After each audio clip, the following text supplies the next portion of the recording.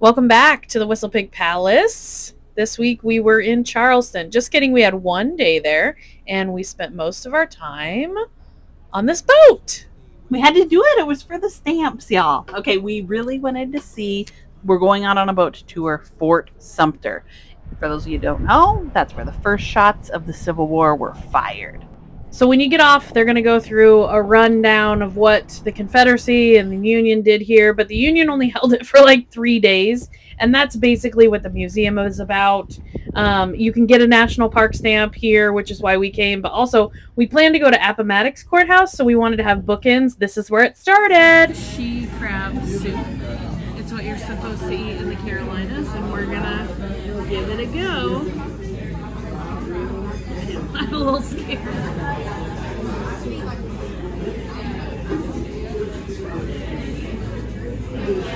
It tastes like blended up bread, maybe, with Old Bay. Now give that to me. In addition to the famous she crab soup, I also had just like a normal boil with the shrimp and corn and all that. And I had crab cakes. They were great. That side was called rice. I don't know. They looked like lima beans to me, but it was all good. So after lunch, went to walk that off down at Waterfront Pier Park. Now, I found something. Google Maps has been showing me points of interest. It's one of my favorite features. And it showed me that there was a giant pineapple fountain down here. And I love pineapples, so I was super excited to see it, but there was a bunch of kids using it as a splash pad. So enjoy Mal's clip art she put in there. In walking distance, you can walk basically the whole place, but here's the oldest liquor store in the U.S. And I put the year because I'm a genius, 1686. But it was along this place called Rainbow Row. So if you know Emily, you know we had to go there. This is one of the most photographed places in Charleston. There's a lot of rumors and myths about why all these houses were painted rainbow colors, but it just looked cool. Yeah, I think probably in Myrtle Beach there were some too. So Myrtle Beach, we had much more time. It is the mini golf capital of the world, and I love me some mini golf. If we'd have known this earlier, we could have played so many courses. But we did get to go to the best one, which was Minotaur mini golf. It had a bunch of levels. They went up into little tiki huts and they served booze. It was fun. Yeah, so you would drive down the road and literally like every block had a mini golf, and we were astounded. Had we known, I think every day we would have gone to a different course, and this would be a very different Whistle Pig video. And also, I hate to admit this, but Mallory won again. This is her second time winning at mini golf, and I believe it was due to her 15 hole-in-ones. I literally got 2, but I think that just means the course was real easy. Here's Em hitting it directly into the water. So we did not get a year of free golf, but here are pictures of all the people who did. I really thought I could do it.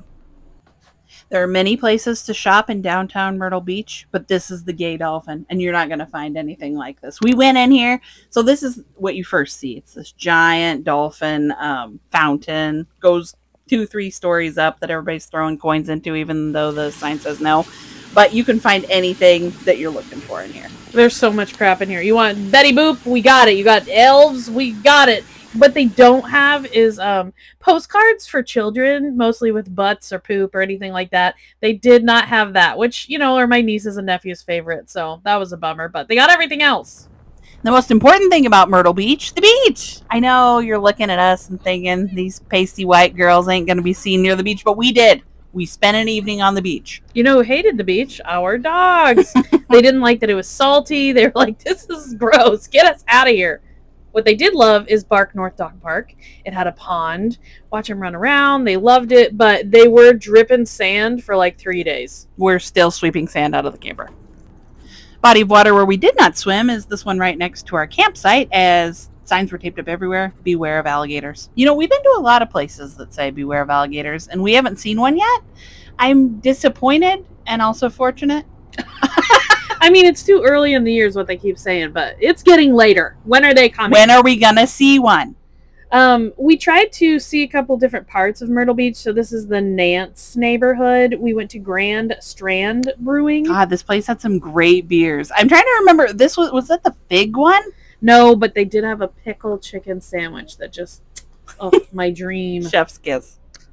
This is the closest thing you're going to see to a hike on this Whistle Pig video, and we apologize, but we're having beach weekend. So this is the Murals Inlet Boardwalk. It goes clear out over, is this the ocean? Yes, the inlet. The inlet. But it also has places where you can shop and eat and drink. For those of you who've been to Kansas City, it kind of reminded us of like Westport, if Westport had a big long boardwalk. And then we had probably the worst sushi of our lives. I shouldn't say that because then I'm going to get real sick from some sushi. But this was like paying an arm and a leg for where you're sitting. And we shouldn't have gone there. The next day we had like what? Salvadorian, and it was way better. This place was Mal's best find. So these people have cocktail flights. So they make you a half cocktail of 4 different cocktails that you like.